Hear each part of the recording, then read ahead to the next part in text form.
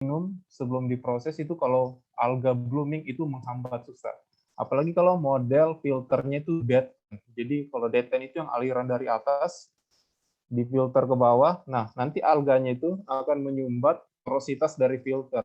Nah, itu akan jadi problem. Nah, cara maintain-nya gimana? Biasanya kita pakai backwash. Jadi backwash itu aliran dari bawah didorong lagi ke atas, jadi alga yang menyumbat pori-pori itu terangkat lagi. Tapi kan itu butuh cost.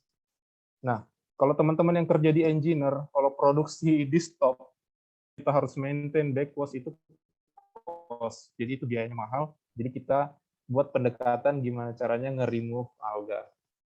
Jadi sederhana sebenarnya alga itu untuk tumbuh berkembang, dia butuh matahari, dia butuh CO2, dia butuh air, dan dia butuh nutrisi. Nutrisinya itu biasanya fosfor atau nitrat. Nah, alga ini bagian terkecil dari makhluk hidup yang bisa berfotosintesis. Tahu ini kan prinsip fotosintesis itu H2O plus CO2 dibantu dengan klorofil dan cahaya matahari menghasilkan C6H12O6 plus O2, di mana C6H12O6 itu gula sebagai produksi oksigen. Nah, ini berapa jenis alga yang biasa saya temuin di reservoir pengolahan air minum. Ada Microcystis aeruginosa, ada Oscillatoria, Chlorella, Melosira, Celotella, Pandorina. Nah, semua jenis alga ini punya karakternya masing-masing. Contoh, Microcystis aeruginosa. Microcystis aeruginosa ini ukurannya cenderung lebih kecil, dia sekitar 1 mikron. Dia nggak punya dinding sel. Dia pertumbuhannya sangat pesat, apalagi di musim panas, summer. Jadi dia mendominasi reservoir, bisa sampai 90% didominasi oleh Microcystis aeruginosa. Nah, kalau Silotella, di bawahnya ini, Cyclotella ini, diatom, dia cenderung ukuran selnya itu jauh lebih besar, bisa puluhan mikron. Dinding selnya lebih tebal. Tapi pertumbuhannya nggak begitu pesat. Tapi keuntungannya dia bisa tahan terhadap musim ekstrim, misalnya musim dingin, winter. Dia tetap bisa survive, dia bisa tetap resist. Jadi biasa kalau kita baca paper nih, ketika musim panas Microcystis aeruginosa mendominasi karena summer, dan ketika musim dingin justru Celotella yang mendominasi. Nah, problemnya apa sih sebenarnya kita bicara alga ini? Nah, ini problemnya, eutrofikasi. Kalian bisa lihat teman-teman, ini contoh danau yang dikontaminasi oleh alga. Jadi biasa ini sering terjadi di reservoir. Jadi kalau teman-teman minum air minum nih, produk misalnya aqua maksudnya, atau le Apa-apa Pak, minerale, sebut merek Pak. kalian kan tahu airnya udah bersih nih, udah bersih. Tapi kalian pernah nggak sih lihat air bakunya itu seperti apa? Kalau di iklan sih biasa dibilang, dari sumber air gunung murni, apa bersih. Tapi ini yang sering terjadi di negara-negara kayak negara-negara kecil, kayak Taiwan atau beberapa negara-negara kayak Australia, Amerika. Mereka ini sering dapat problem seperti ini. Reservoir pengolahan air minumnya ya alga blooming kayak gini. Jadi ya kalian minum air ya air sebelumnya kayak gini. Tapi nggak apa-apa, nggak apa-apa. Itu kalian minum aman kok, itu udah di ini. Nah, ini itu siklus pertumbuhan alga. Ada nitrogen, ada fosfor, ada cahaya matahari, dan air. Itu udah cukup buat alga untuk tumbuh berkembang. Biasanya alga itu hidup di bagian permukaan atau surface water, kurang lebih levelnya 0 sampai 1 meter di atas permukaan reservoir. Jadi dia mendominasi blooming, dan ketika dia blooming, dia bisa merusak ekosistem di bawahnya. Misalnya ikan mati. Kenapa? Karena ikan kekurangan oksigen. Nah, sekarang saya mau tanya, tadi saya jelaskan di awal fotosintesis itu alga produksi oksigen, tapi di bawahnya ikan justru mati kekurangan oksigen. Kira-kira teman-teman ada yang tahu nggak itu kenapa?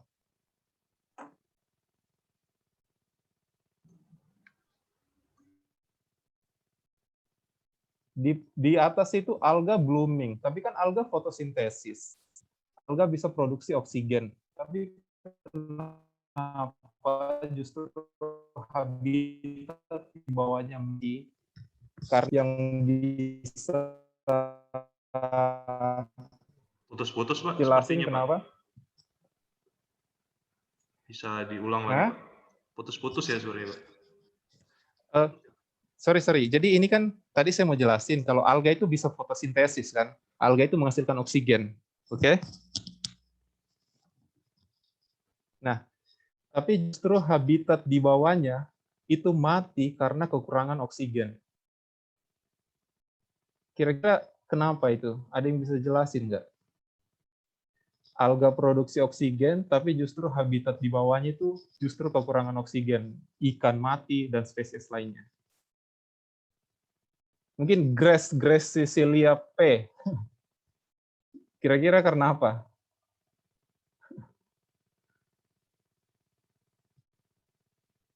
Ada ide nggak? Ada ide? Nanti yang benar jawabannya dikasih nilai tambahan sama Pak David. Ya, silakan. Mungkin dia bisa fotosintesis tapi oksigennya buat diri alga itu sendiri. Jadi dia nggak bagi-bagi ke yang ada di ekosistem yang ada di bawahnya gitu. Tapi kan alga produksi oksigen.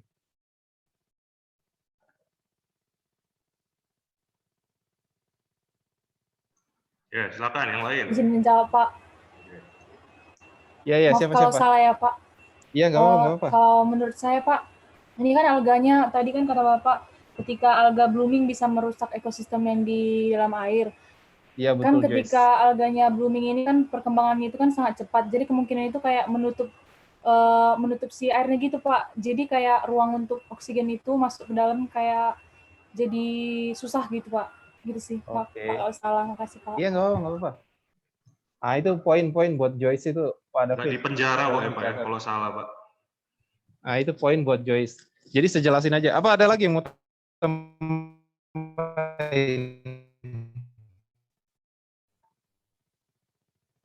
Silakan, ada lagi yang mau berpendapat? Nggak ada ya?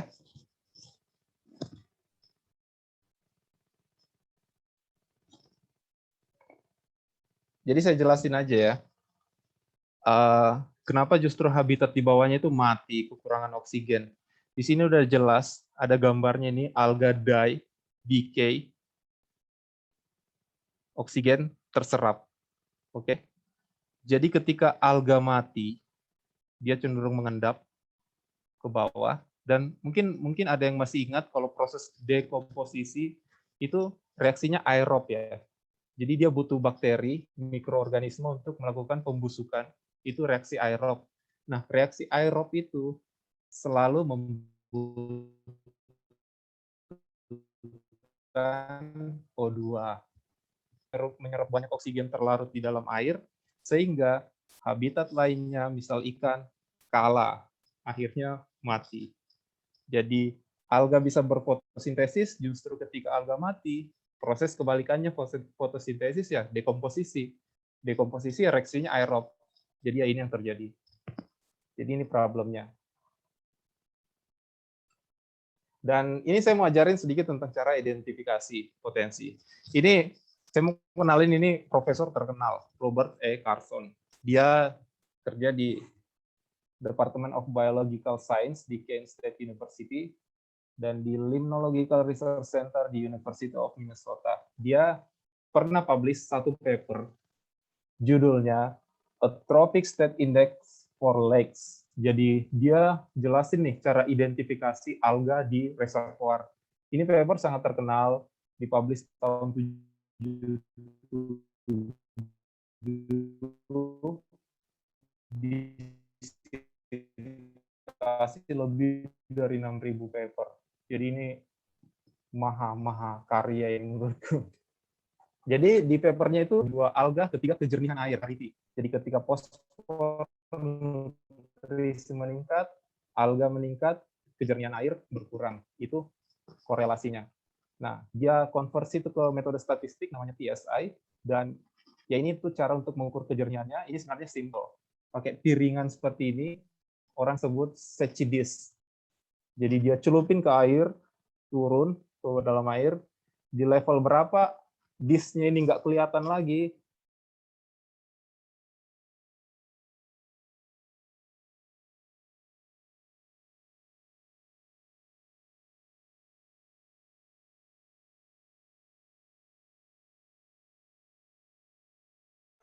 Putus ya sepertinya ya. Iya Pak, putus Pak.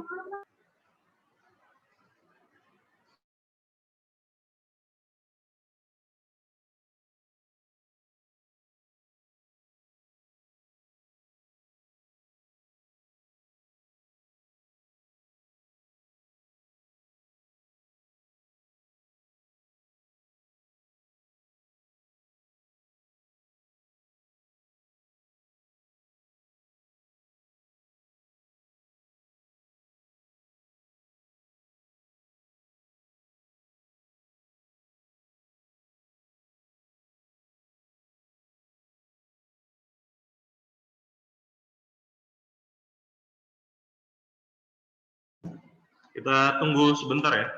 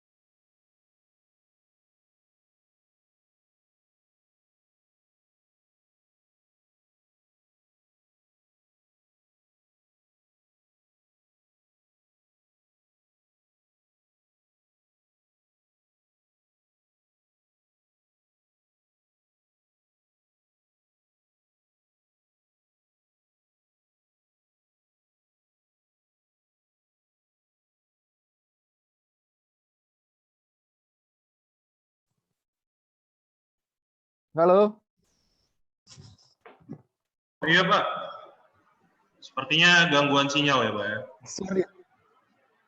Iya, sorry. Ini Oke, jam-jamnya gangguan emang ini. Oke, Pak. Oke, silakan, Pak. Gak apa-apa, lanjut ya. Ya, silakan, Pak. Silakan.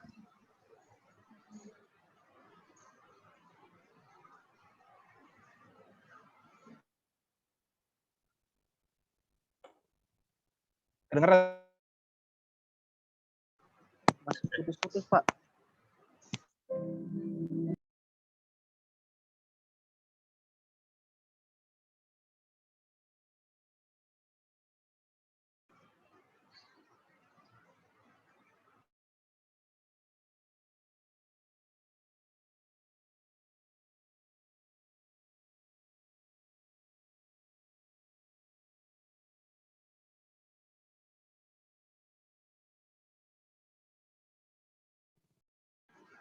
Keluar ya, sepertinya ya, Bapaknya. Oh, sudah. Oke, Kedengeran nggak suara saya? kedengaran. Pak. Silakan, Pak. Dengeran, Pak. Ah, ini nih problemnya daring ini sebenarnya kayak gini nih paling. Doain corona cepet-cepet selesai biar Pak David bisa ngajar langsung. Oke, siap, Pak. Tadi itu kan secidis ya. Dia artinya dia semakin dalam, artinya air semakin jernih, semakin dangkal dia misalnya kedalaman 1 meter, piringannya udah nggak terlihat ya, artinya ya airnya nggak jernih, kotor. Ini jadikan parameter. Nah ini Bapak Angelo Secchi nih yang temukan metode-metode kayak gini. Jadi sampai sekarang ini berguna banget apa yang dia tampilkan. Nah, si Carson ini dia coba terangkan nih hubungan antara kejernihan air dan alga. Dia bikin grafik, dia tarik garis, ternyata ketika konsentrasi alga tinggi, kejernihan air berkurang, bahkan hanya di 0,1. Tapi ketika kejernihan air tinggi sampai 100 m, justru konsentrasi alga dia bisa simpulkan bahwa hubungan antara kejernihan air dan klorofil adalah korelasi negatif. Kalian bisa lihat ininya kan, artinya ini signifikan dan dia pede nih untuk buat pendekatan yang dia sebut dengan CTSI. Tapi kalian nggak perlu lihat angkanya ini, nggak perlu pusing. Saya cuma mau kenalin bahwa para 3 parameter tadi, kejernihan air, konsentrasi alga, dan nutrisi, dihitung pakai metode statistik, muncullah rumus ini.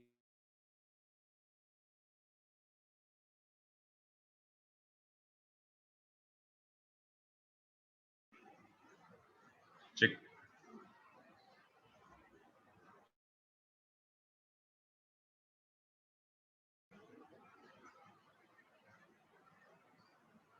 Sepertinya putus lagi ya ini ya.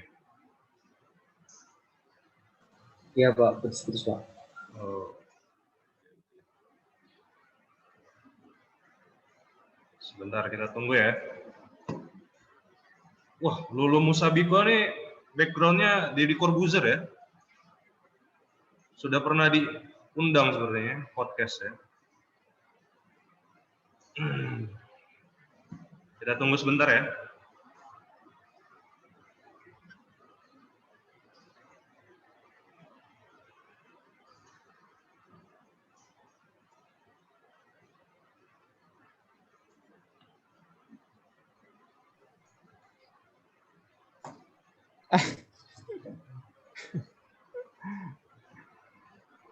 Koneksi lagi problem. Oke. Tidak apa-apa, Pak. Nggak apa-apa, lanjut ya. Kalian jangan kesel ya. Ya, Pak. Intan Sari, nggak kesel kan?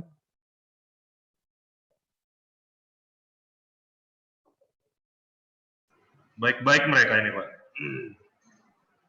Forwenly, CTO, nggak kesel kan?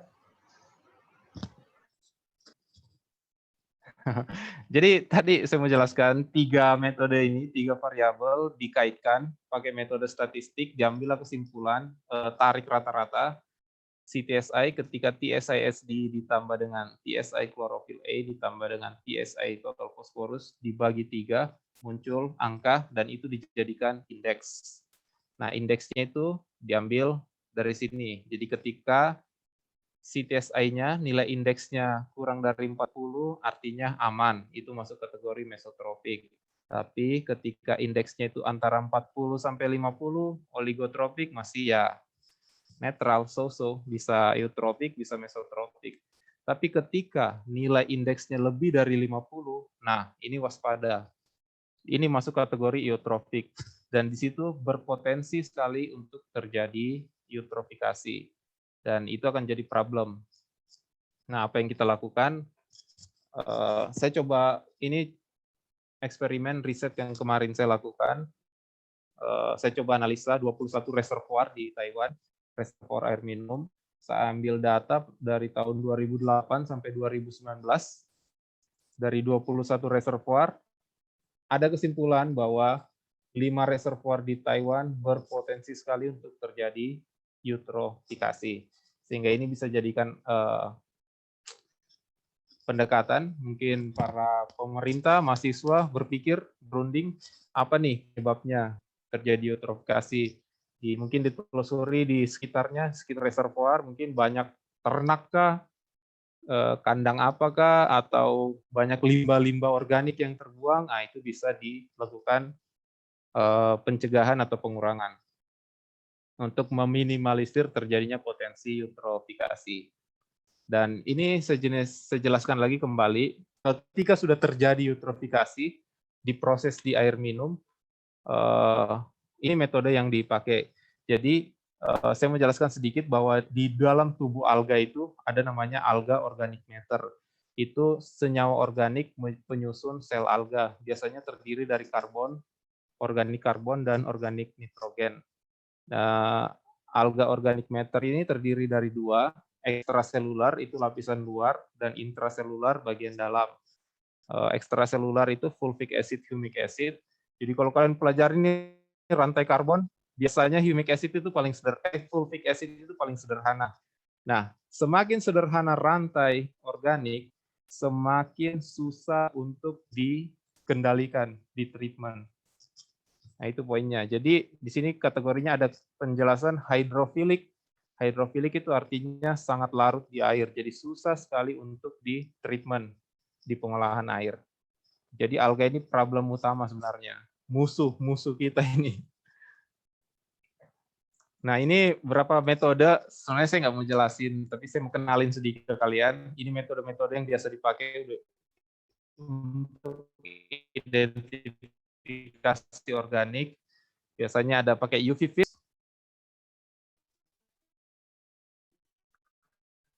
Nah, yang kedua ada fluorescence HPLC, ini yang paling mahal. Yang ketiga ada FTIR, dan yang nomor 4 ini grafiknya yang sebelah kanan. Hasil dari IEM. Nah, ini saya mau jelasin partikel, ukuran partikel distribusi dari alga. Kalian bisa lihat alga ini ukurannya berapa? Yang paling bawah itu 10⁻⁵ sampai 10⁻⁶ humic acid dan fulvic acid. Ternyata dia di 10⁻⁹, 1 nano. 1 nanometer. Dan dia ukurannya sama kayak virus. Jadi bayangin betapa susah kecilnya itu, dan pasti kalian bayangin susah sekali untuk diolah. Karena ukurannya sangat kecil. Jadi ini kita kasih pendekatan untuk diproses koagulasi nantinya. Sedikit overview tentang pengolahan air. Jadi ini ada proses filtrasi, ada proses koagulasi, sedimentasi, senfiltrasi, pengolahan filtrasi pakai pasir, Dan terakhir disinfection. Dan biasa disinfection itu ada namanya AOP, Advanced Oxidation Process. Nah, tapi yang saya mau tekankan di sini, sebelum kita maksimalkan di koagulasi plus flokkulasi. Jadi di koagulasi ini kita bantu nih untuk nge-remove alga sehingga nanti kerjanya di proses filtrasi dan disinfeksi lebih ringan. Nah, ini sedikit apa sih koagulasi, teman-teman? Kalau ada yang tahu, koagulasi itu ya proses paling penting sebenarnya di pre-treatment untuk mereduce atau mengurangi dari stabilitas dari koloid. Jadi koloid ini kita anggap aja alga ini koloid. Dan nanti akhirnya proses koagulasi itu membentuk agregat. Agregat itu vlog atau gumpalan, jadi lebih mudah untuk mengendap nantinya di air. Nah, ini sedikit overview-nya, gambarannya. Proses pengolahan air ada masuk dari surface, masuk ke screening, kemudian pH control,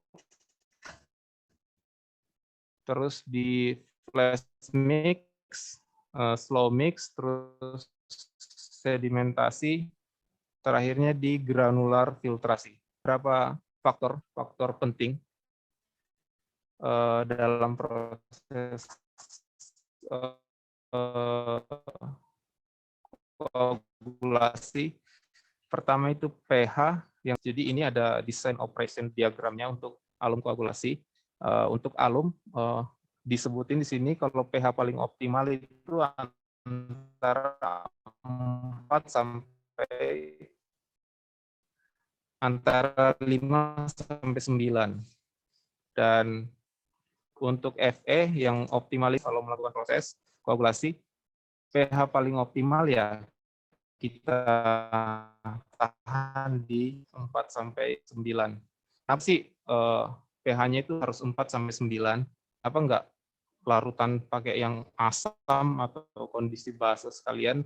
Ya mungkin ini alasannya sedikit.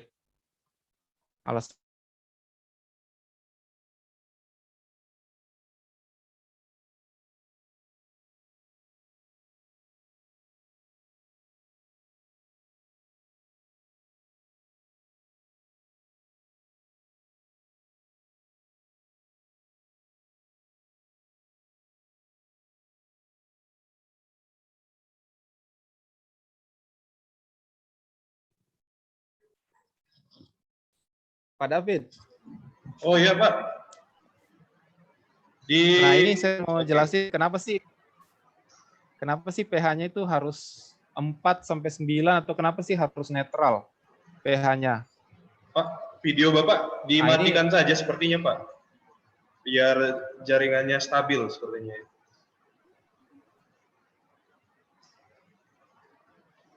Jadi sambil presentasi videonya mungkin bisa dimatikan sepertinya Pak.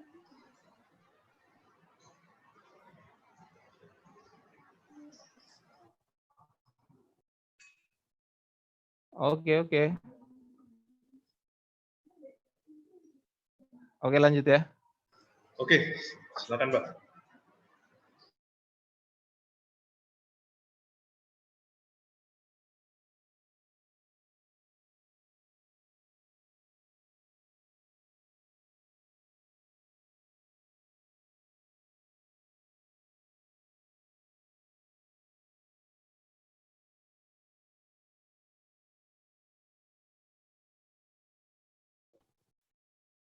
Sikat yang mereka. Halo? Halo, Tes, Pak. tes. Oke, masih terdengar Pak. Jangan emosi ya. Disconnect terus. Silakan Pak.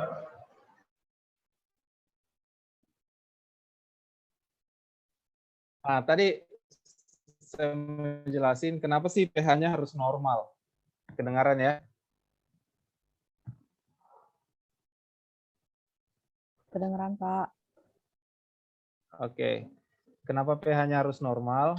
Karena reaksinya seperti ini. Jadi ketika pH-nya asam, ternyata yang terbentuk itu lebih kompleks. Ketika alumina SO4 plus H2O, alumina SO4 mengikat H2O jadi ALOH, ternyata dia lebih kompleks. Jadi kita hindarin ini senyawa kompleks ini. Jadi kita cenderung pengennya sih lebihnya yang terbentuk itu metal hidroksid. Jadi kita jaga di pH yang kondisi kedua. Ketika pH-nya itu antara 6 sampai 10, yang terbentuk ya metal hidroksid. Metal hidroksid apa? Yaitu 2ALOH3. Nah, 2ALOH3 ini yang dipakai untuk meremove koloid tadi, yang kondisi kedua. Jadi kita jaga ininya. Nah, ini mekanismenya. Jadi biar kalian juga paham kenapa sih dia bisa nge-remove. Jadi mekanismenya ada 4. Jadi kita sebut for mechanism of coagulation. Mekanisme pertama adalah EDL, electrical double layer, itu dikompres. Jadi koloid itu kan punya muatan ya, muatannya negatif. Nah, ketika muatan negatif ketemu muatan negatif, harusnya bertolak dong. Jadi magnet ini ya, kutubnya sama, negatif ketemu negatif artinya berlawanan dong. Jadi tolak menolak. Nah, gitu sama kayak koloid. Jadi muatan negatif ketemu muatan negatif, justru dia bertolak. Jadi karena bertolak itu, sehingga di air dia itu stabil. Nggak bisa ketemu. Jadi alga ketemu alga, tolak. Jadi dia stabil. Nah, cara nge-remove-nya kita kasih muatan positif. Biasanya Al 3+ atau Fe 3+. Nah, muatan positif ini yang dipakai untuk mengurangi stabilitas dari koloid tadi. Jadi muatan negatifnya kita kurangi. Jadi itu kita biasa disebut dengan EDL, electrical double layer compression. Nah, ketika muatan negatifnya itu semakin lama semakin berkurang, dan tidak ada lagi muatan, itu namanya charge neutralization. Jadi sudah nggak ada muatan. Jadi cenderung mudah untuk dihilangkan nantinya, diikat. Nah, yang ketiga ini ada namanya interparticle bridging. Interparticle bridging ini hanya terjadi kalau kita tambahkan senyawa polimer. Jadi dia itu senyawa polimer ini yang mengikat atau menghubungkan antara koloid tadi. Jadi nanti yang koloid yang nggak sudah bermuatan diikat sama bridging polimer ini. Jadi semakin lama dia membentuk microfloc. Jadi semakin mudah untuk mengendap. Nah, yang terakhir namanya swept coagulation. Nah, proses terakhir ini itu terjadi ketika kita menambahkan dosis yang tinggi. Jadi nantinya ketika kita kasih senyawa Al, dia mengikat air, jadinya ALOH.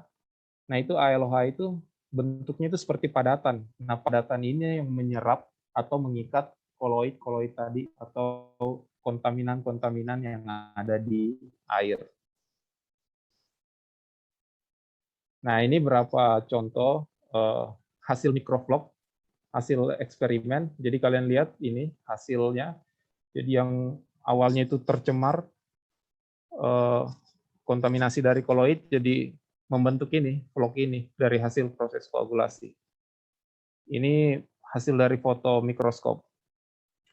Dan ini eksperimen yang dilakukan di lab. Jadi ini pakai sampelnya alga.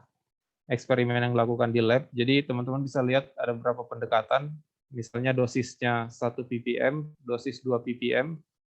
Nah, yang 1 ppm, yang gambar paling kiri yang ada tanda B-nya, ternyata nggak mampu nih untuk meremove.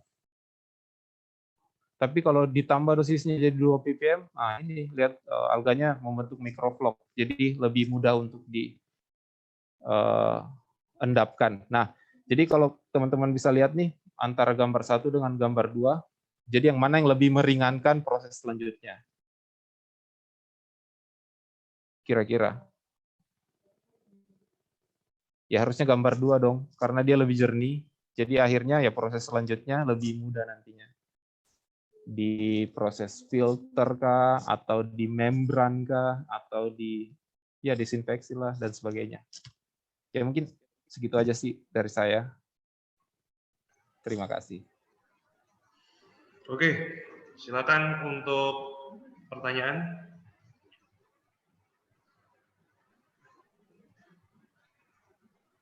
Jika ada yang ingin tanyakan, silakan.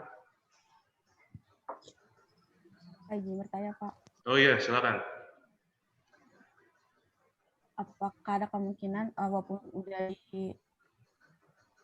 di apa namanya di filter kayak gitu masih ada alga yang bersisa, terus kenapa rasa air berbeda-beda? Kenapa rasa air berbeda-beda? Gimana Grace? Iya, ada kemungkinan nggak walaupun udah di filter kayak gitu masih ada alga yang tersisa, dan juga kenapa Oke. ada beberapa rasa air yang berbeda-beda. Oh, oke. Ini Oh, iklan sepertinya, Pak. Menarik ini, Pak. Ada manis-manisnya. rasa yang berbeda. Iya, Rasa Pak. yang berbeda ya. Rasa apa nih? Oke, silakan, Pak. Jadi di proses pengolahan air minum itu paling terakhirnya itu ada namanya proses membran. Biasa pakai RO kah atau gimana. Dan itu sebenarnya alga udah nggak lolos di situ. Sudah nggak lolos. Jadi, tapi kan kenapa sih kita perlu remove? Kenapa? Ternyata sih di membran bisa.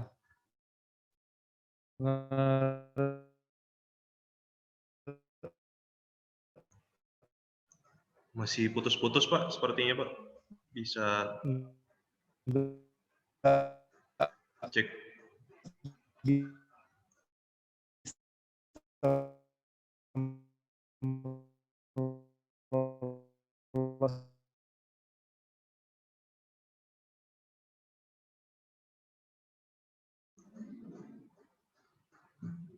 Cek. Halo? Halo, putus-putus, Pak, sepertinya, Pak.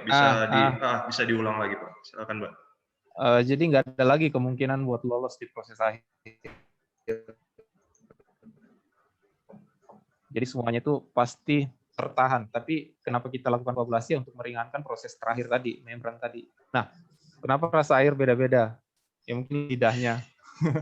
Enggak. Jadi ya, air itu kan parameternya banyak nih.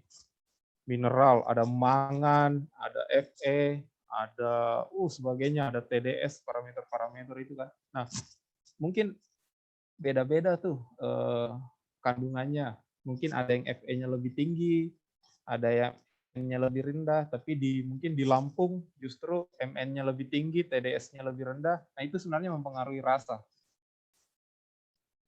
Oke. Kenapa kalau teman-teman minum nih ya, minum air, kenapa kalau minum air yang hasil dari reverse osmosis itu lebih ringan aja dibandingkan air mineral? Air isi ulang, Pak, ya? Reverse osmosis, Pak, ya? Iya, itu yang kita biasa beli waktu. Iya, air isi ulang dulu, Pak, ya? Itu minuman kita dulu waktu di kosan, Pak. Kenapa, Pak? Silakan, Pak. Nah, itu karena ketika air reverse osmosis itu kan teknologi yang menurut saya udah canggih. Membrannya itu udah tipis banget, semua mineral udah nggak bisa disaring. Jadi murni pure yang kita minum itu H2O. Jadi udah nggak ada kandungan mineral. Nah, itu biasanya rasanya lebih ringan. Tapi kalau teman-teman minum air-air mineral, itu rasanya bisa beda-beda ya karena parameter-parameternya itu bisa aja misalnya di Lampung mineralnya lebih tinggi, atau di mineral di Lampung misalnya mineral mangannya lebih tinggi, terus misalnya di Palembang mineral Fe-nya lebih tinggi, itu mempengaruhi rasa harusnya. Jadi bahkan ketika merek yang sama pun misalnya Aqua, tapi sumber airnya beda, saya jamin rasanya beda. Ya, benar, Pak. Saya pernah beli ini, Pak, di Indomaret ya.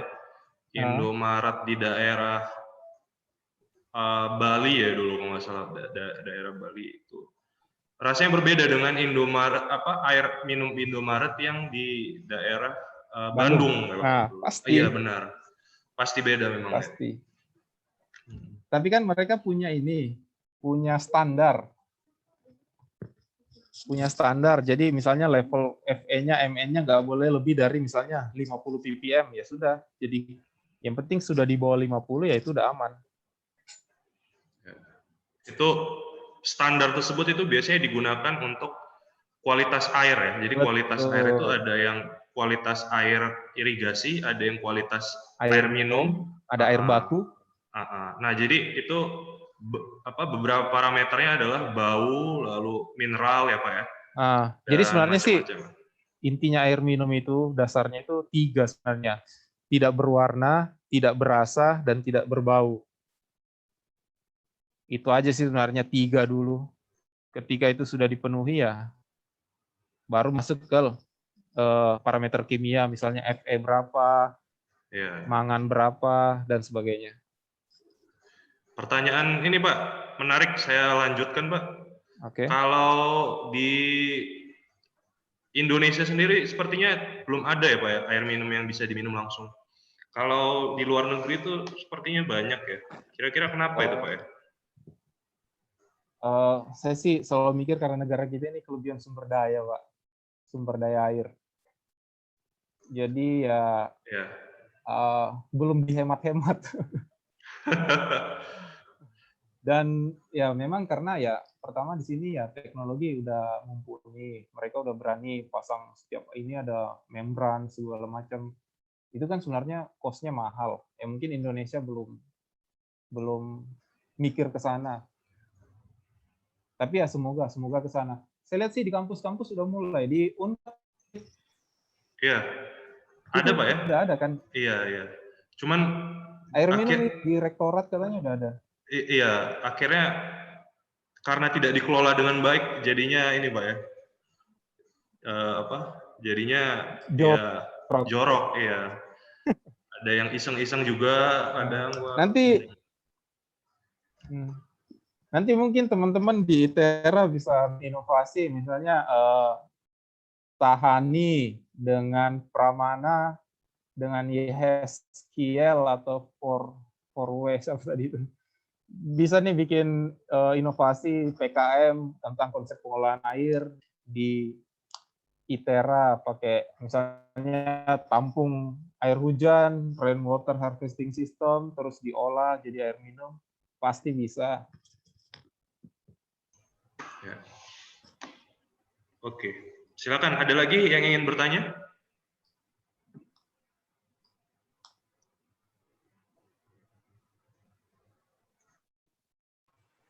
Pak, izin bertanya Pak. Oke, silakan Pramana.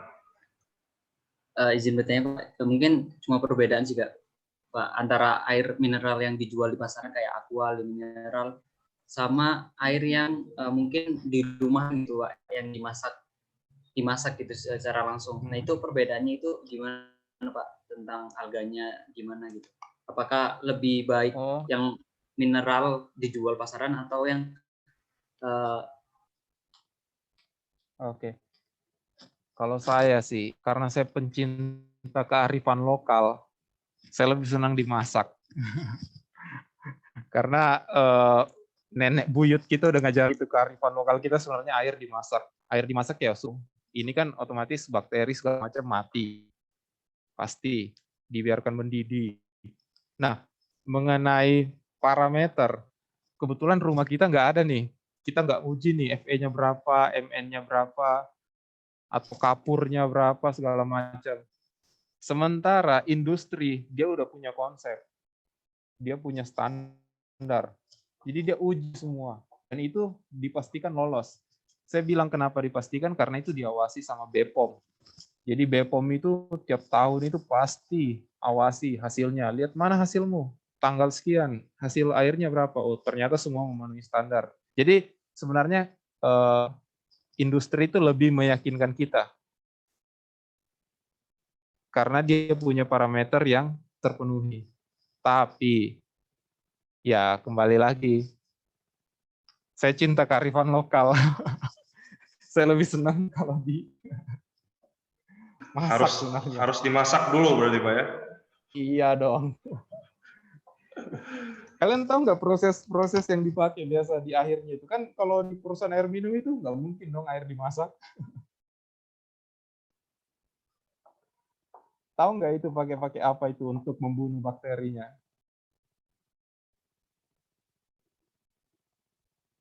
Ada yang tahu? Pakai apa? Biasanya itu prosesnya pakai UV. Iya, yang biasa ada di air minum ya Pak ya? Apa? Tukang aqua isi pakai ulang ya Pak ya? UV. Ah, kalau yang rumahan-rumahan itu biasa pakai UV. Untuk yang skala-skala besar itu pakai ozon, namanya O3.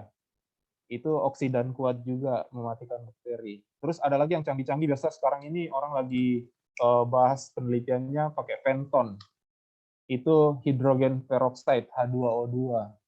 Itu juga ya oksidator kuat. Tapi tetap Pramana, dimasak lebih aman. Ya, bagaimana Pramana? Baik Pak, terima kasih Pak. Iya, mantap, mantap. Oke, ada lagi yang ingin bertanya? Izin bertanya, Pak. Oh iya, silakan. Ini Pak mau tanya daya simpan air sih Pak, air kemasan gitu. Itu bagusnya berapa lama ya Pak? Oke. Kadang kan di warung-warung itu disimpan di pinggir jalan kena panas gitu kan. Jadi rasa air itu jadi berubah gitu. Nah, Itu ini gimana, mantap. Pak? Ini mantap pertanyaannya, kritis orang ini. Saya senang. Biasanya sih kalau kita industri skala besar, misalnya pengolahan air minum kayak Aqua atau Le Minerale, biasanya dia punya standar paling nggak setahun. Oke, setahun. Jadi dari awal produksi sampai akhir itu setahun masa simpannya. Selama itu nggak pernah dibuka, segelnya masih utuh, saya jamin sih aman. Nah, kalau yang di pinggir-pinggir jalan, itu kan minuman-minuman kita nggak tahu nih apa dia punya standar. Misalnya warung-warung itu minuman-minuman kita nggak tahu airnya udah lama atau gimana, atau yang mungkin skala-skala industrinya, mungkin skala-skala rumahan yang mungkin yang harga-harganya lebih relatif lebih murah. Saya sih selama itu disertifikasi BPOM, disertifikasi SNI, saya sih yakin itu aman. Oke, selama ada sertifikasi itu. Tapi kalau tidak ada, saya nggak bisa jamin. Karena ya gitu Mbak. Karena mereka punya standar. Pemerintah itu ketat masalah pengolahan air. Nah, kalau tidak ada sertifikasi dari itu ya harusnya sih nggak ada jaminan buat kita konsumen untuk minum. Jadi lihat nih ada SNI-nya, ada BPOM-nya, itu sih sebenarnya udah paling aman. Satu lagi, halal. Itu 3 poin itu di Indonesia itu harus ada di produk. Meskipun terpapar sinar matahari, nggak masalah Pak ya? Sebenarnya itu kan ada ini ya, ada keterangan di labelnya itu. Misalnya hindari dari mana, karena tetap aja paparan sinar dan sebagainya itu bisa mempengaruhi. Tapi ya amannya sih ya memang kondisinya sejuk. Biasanya suhu kamar lah, 25 itu udah aman sih sebenarnya. Ya, bagaimana Novi? Berarti Pak kalau lebih dari 1 tahun itu kurang aman gitu Pak?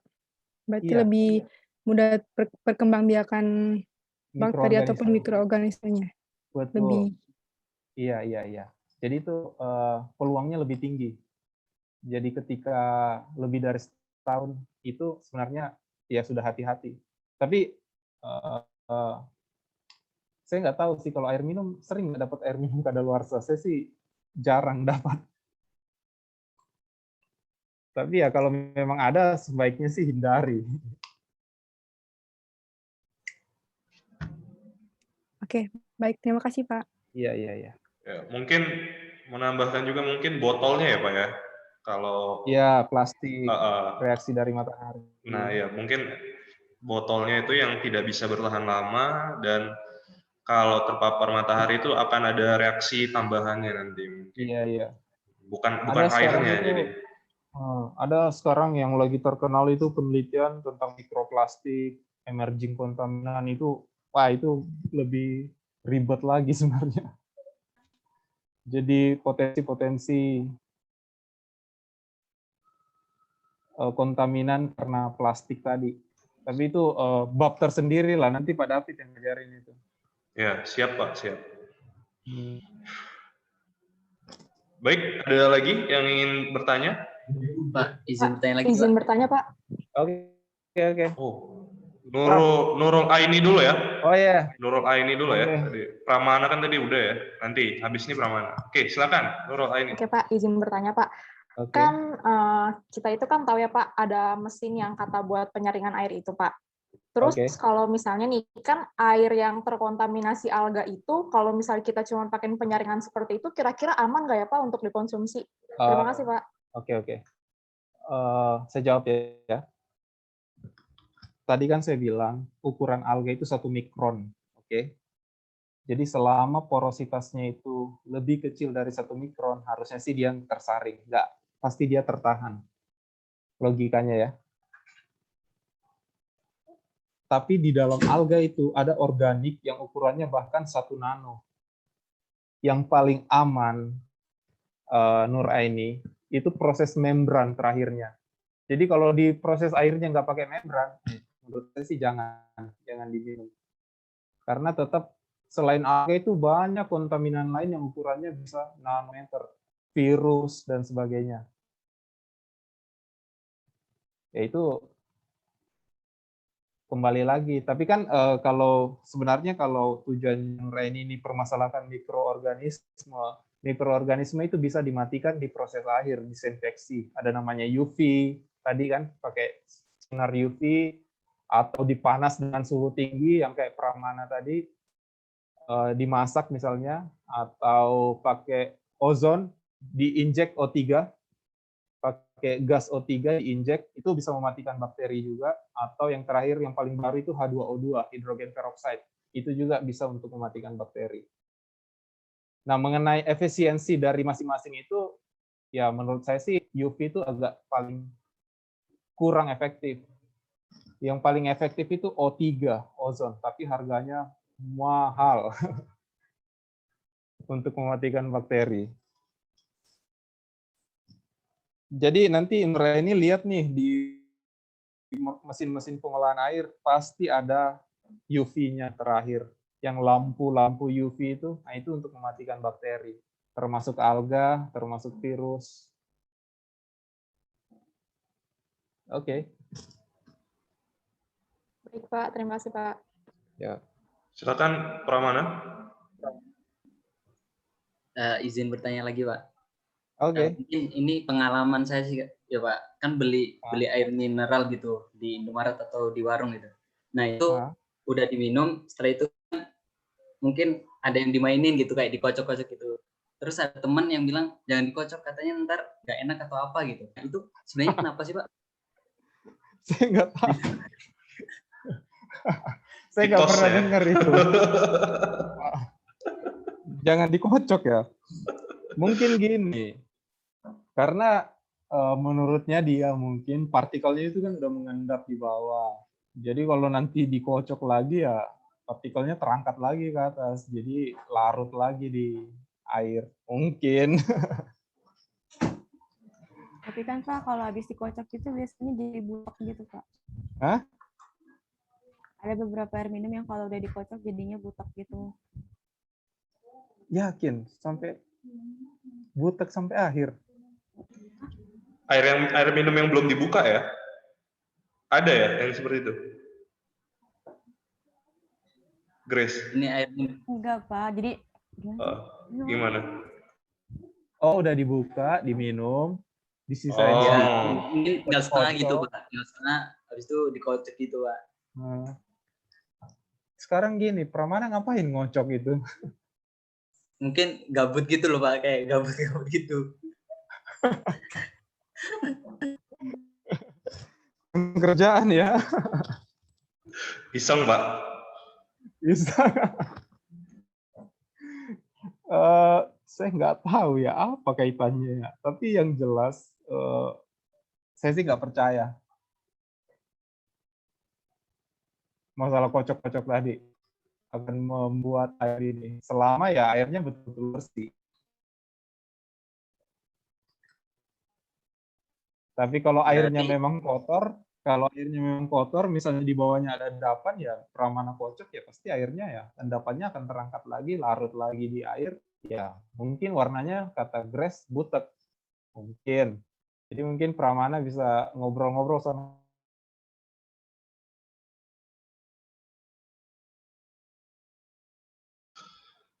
Cek, sepertinya putus ya, Pak.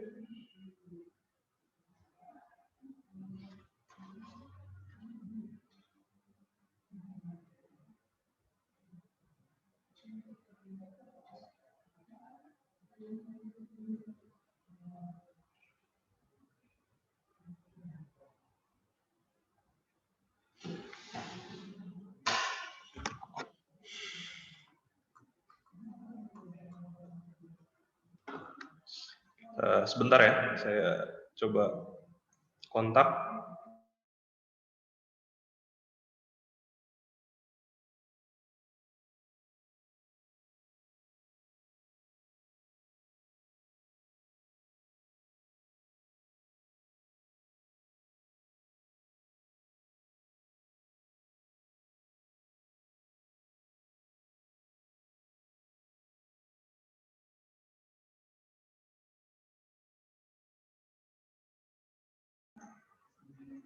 Untuk absen silakan isi di Google Classroom ya, sudah saya bagikan barcode-nya, nanti bisa diisi oleh Google Classroom. Yang tidak bisa menggunakan Pocket nanti bisa di komen saja ya di bagian Classroom-nya ya, Google Classroom.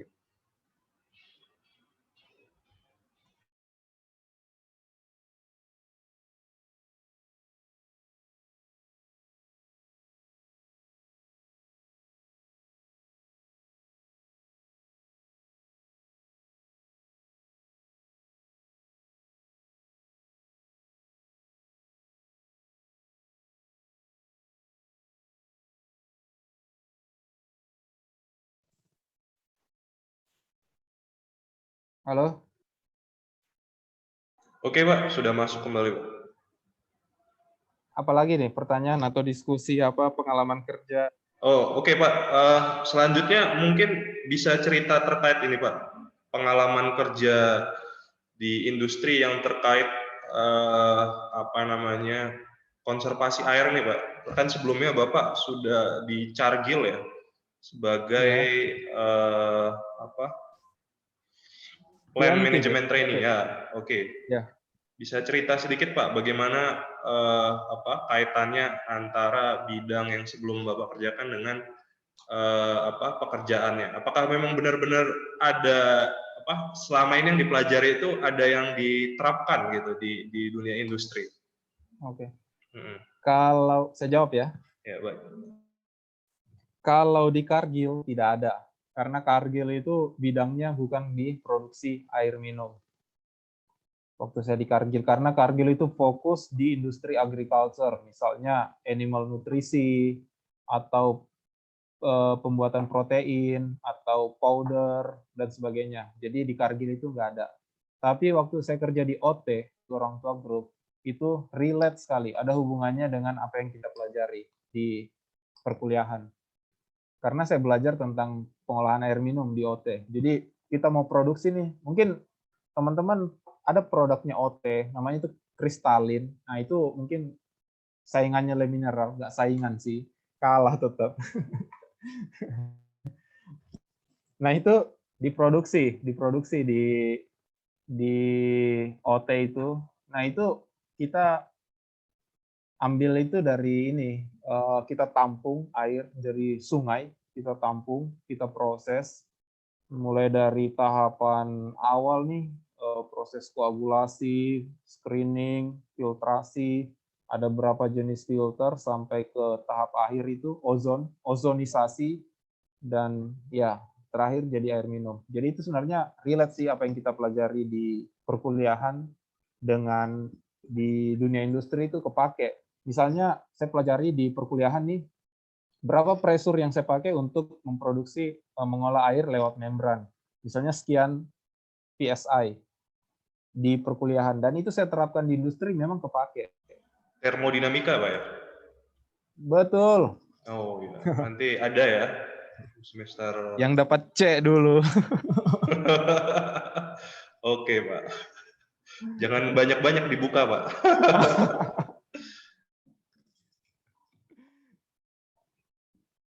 Ya itu mungkin ya teman-teman nanti jurusan apa? Biotek ya? Teknik biosistem di sini, Pak. Biosistem. Ya. Saya kurang paham itu belajarnya. Oke, baik. Ada yang ingin ditanyakan lagi? Oh, mau nanya dong, Pak. Oh ya, Tadi silakan. kan kata Bapak di tempat kerja Bapak yang sekarang nggak ada hubungannya dengan apa yang Bapak pelajarin di tempat kuliah. Nah, itu Oke. gimana sih, Pak? Maksudnya gimana pas kerja? Oh, Benar-benar nggak paham atau ada yang ngajarin atau gimana, Pak? iya ya. Jadi saya itu kan hobinya gini, saya itu gampang bosan. Jadi kalau saya udah bosan di perusahaan A, saya pindah ke perusahaan B. Saya bosan di perusahaan B, saya pindah ke perusahaan C. Nah, saya itu senang perusahaan yang saya pindah-pindahkan itu tidak ada hubungannya sama sekali. Itu saya senang. Jadi saya itu kayak belajar baru lagi, dari nol lagi. Tapi ya memang nggak ada hubungannya di perkuliahan. Tapi paling nggak kita paham nih, misalnya basic saya dulu tentang produksi supervisor. Jadi ketika saya pindah ke perusahaan lain, paling nggak saya paham nih tugas utama produksi supervisor apa. Misalnya meminimalisir terjadinya downtime. Downtime itu mesin berhenti. Meningkatkan produktivitas. Jadi itu terus yang saya kejar. Walaupun bisnisnya beda, unit bisnisnya beda. Yang pertama tentang air, yang kedua tentang animal nutrisi, ya belajar lagi dari awal. Ya mumpung masih inilah, masih punya kekuatan, punya tenaga, belajar aja terus, nggak apa-apa. Belum tua ya, Pak ya? Iya. Nanti udah tua, nah baru tetap sih belajar. Intinya bekerja itu harus terus belajar ya, Pak. Belajar hal yang baru ya. Iya, pekerjaan itu dinamis sekali. Jadi jangan mau di ini orang itu aja terus yang dikerjain tiap hari, enggak.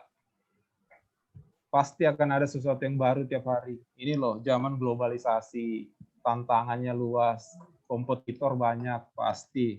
Kalian akan improve terus, perbaikan. Ada namanya di departemen perusahaan itu CI, Continuous Improvement. Nah itu kalian dipacu terus untuk melakukan perbaikan setiap hari. Jadi jangan mau percaya kerjaan itu membosankan, itu aja tiap hari. Enggak. Seperti itu? Iya ya. Oh, oke. Terakhir dari saya, Pak, boleh sharing-sharing, Pak, terkait kuliah di Taiwan sekarang, Pak ya. Beasiswanya bagaimana bagaimana beasiswanya, lalu bagaimana kehidupan di sana. Dan nanti adik-adik di sini atau teman-teman di sini yang tertarik kira-kira bisa kasih tips dan triknya mungkin, Pak, kalau ingin kuliah ke Taiwan, Pak. Oh, kalau saya sih kalau Pak David tanya masalah itu, ya pertama gimana pun juga Pak David yang sharing info ke saya. Masalah informasi beasiswa. Jadi sebenarnya masalah info itu lebih banyak di Pak David. Tapi di sini itu caranya sebenarnya, strateginya, kita itu pendekatan profesor di awal. Jadi misalnya Grace pengen masuk ke jurusan biosistem, S2-nya di sini, atau bioteknologi. Mulai cari nih, kampus apa yang pengen dituju, cari lab-labnya apa aja, lacak, terus profesornya siapa, coba email, perkenalkan diri, tujuannya apa, pengen lamar beasiswa, pengen misalnya bekerja sebagai asisten juga biar dapat gaji bulanan, biar hidupnya nggak membebankan lagi kan orang tua di Indonesia, jadi semua di cover sama sekolah, di cover sama lab. Jadi mulai pendekatan di awal sih menurutku, perkenalkan diri kepada profesor. Nanti kalau profesor kasih respon positif, lanjut lagi tujuannya apa. Tapi kalau misalnya profesor nggak kasih respon positif, misalnya diabaikan nih, cari kampus lain, cari lab lain, banyak lab di sini, gak usah takut. Boleh disebutkan, Pak, berapa nominal yang disediakan biasanya kalau beasiswa, Pak? Di sini beasiswa untuk uang kuliah per semester itu sekitar 70.000 NTD. Berarti di sini biaya kuliah per semester sekitar 35 juta. 35 juta per semester. Dan itu baru beasiswa, itu baru uang kuliah. Ada lagi namanya uang asuransi, ERC, uang dorm, asrama, biaya hidup. Jadi ketika itu semua dikalkulasi, uang kuliah itu sekitar 35 juta. Terus uang hidup itu menurutku 5 juta itu ya hidup pas-pasan lah per bulan. 5 juta itu cukup. Tapi pas-pasan memang. Dikasih tapi ya Pak, itu beasiswa semua ya berarti Pak ya? Gratis Iya, ya? itu semua dikasih. Jadi Gratis ya? kita pure belajar aja di sini. Nggak usah bebanin orang tua lagi di Indo. Tapi tadi yang saya bilang ya, kejar pendekatan diri ke profesor, kasih niat baik. Saya sih percaya kalau niatnya baik, usahanya ada, doanya bagus, pasti dapat. Bahasanya bahasa Inggris ya Pak ya di sana? Iya, jadi di sini ada 2 bahasa. Pertama bahasa Chinese, Mandarin, kedua bahasa Inggris. Jadi teman-teman kalau nggak punya basic Chinese, paling nggak kejar di bahasa Inggris. Bahasa Inggris juga ya, paling nggak kejar aja TOEFL paling nggak 500-an minimal, 510 lah, 520. Kalian dapat itu, pede langsung tembak beasiswa. Nanti masalah study plan atau recommendation letter atau dan sebagainya, itu Pak David bisa provide itu, bisa ajukan nanti. Dia buatin, pasti. Oke, baik. Saya rasa cukup dari saya. Ada yang ingin bertanya lagi atau yang ingin diskusi lagi?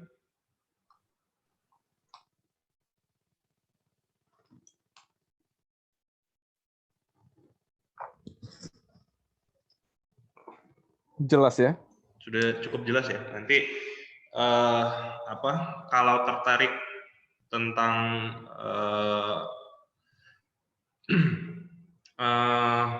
alga ya, removing alga ya dari water treatment, nanti bisa kontak ke Pak Arthur ini ya, Pak Arthur Karangan ini. Terima mahasiswa ya Pak ya sana ya, enggak? Masih buka terus ya. Ya. Nanti bisa kontak melalui Pak Arthur, lalu beasiswanya juga cukup banyak ya disediakan. Iya. Tidak membebani orang tua lah ya, jadi cukup untuk hidup. Dan di sini belum ada orang Lampung. Ya, nanti bisa coba kontak Pak Arthur dan kalau tertarik tentang tugas akhirnya juga bisa mulai dipikir-pikir ya. Pak Arthur ini tugas akhirnya itu tentang pemanenan air hujan ya. Di sini sepertinya belum banyak yang bergerak di bidang rainwater harvesting ini. Jadi silakan kalau ada ide-ide bisa berdiskusi dengan Pak Arthur atau bisa berdiskusi dengan saya juga. Karena ini kan tahun depan ya sudah tugas akhir ya kalian ya. Silakan saja gitu ya. Dan saya rasa cukup. Kalau tidak ada lagi, kita foto dulu ya ini ya. Boleh foto dulu, boleh on cam dulu terakhir. Ya, on cam dulu ya. Saya on cam juga. Oh, boleh Pak, boleh. Ini tidak mengganggu sinyal lagi nih Pak. Oke. Oke, terakhir ya. Sebentar. Oke, 1, 2, slide 1 dulu ya. Oke. Satu lagi, sebentar.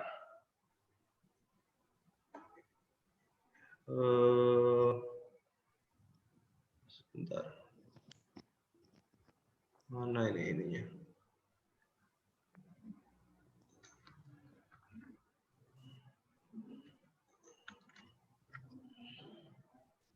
Oke, satu lagi.